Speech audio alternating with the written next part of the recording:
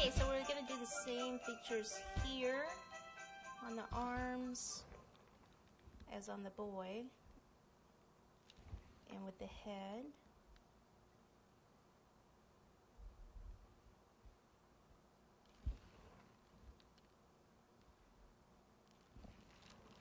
Okay, and then we can do stitching down here.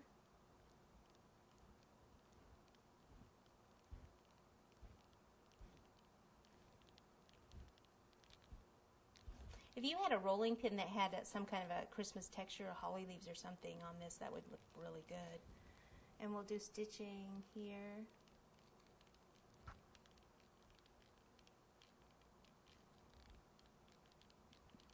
And she can have a little pocket also.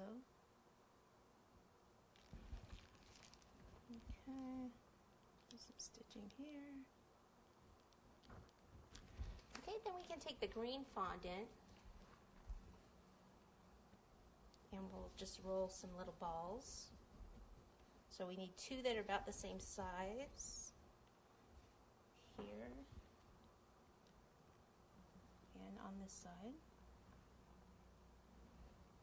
Okay, so they're like little buttons also. We'll just do two little buttonholes on those.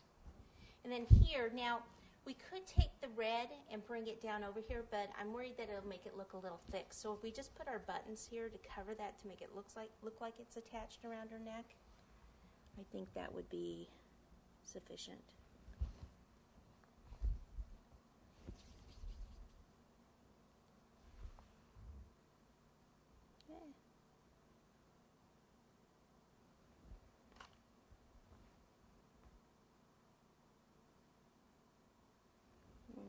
Okay, she needs some eyes.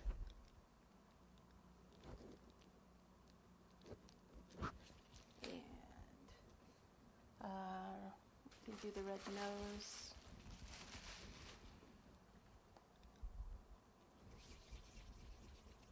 So it's just a ball.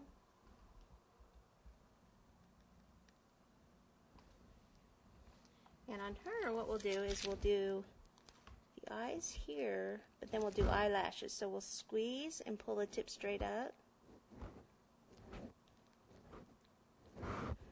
Okay, so 1, 2, 3, 4, and 5.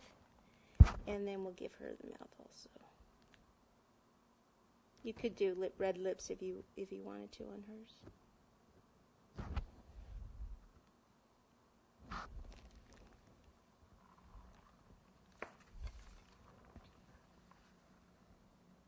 Okay, we're just going to do a little bead border around the edge to clean this up. So this is a tip number 7. I'm going to squeeze, relax the pressure, squeeze, relax the pressure, and drag. Okay, it's just going to give it a nicer appearance here at the base.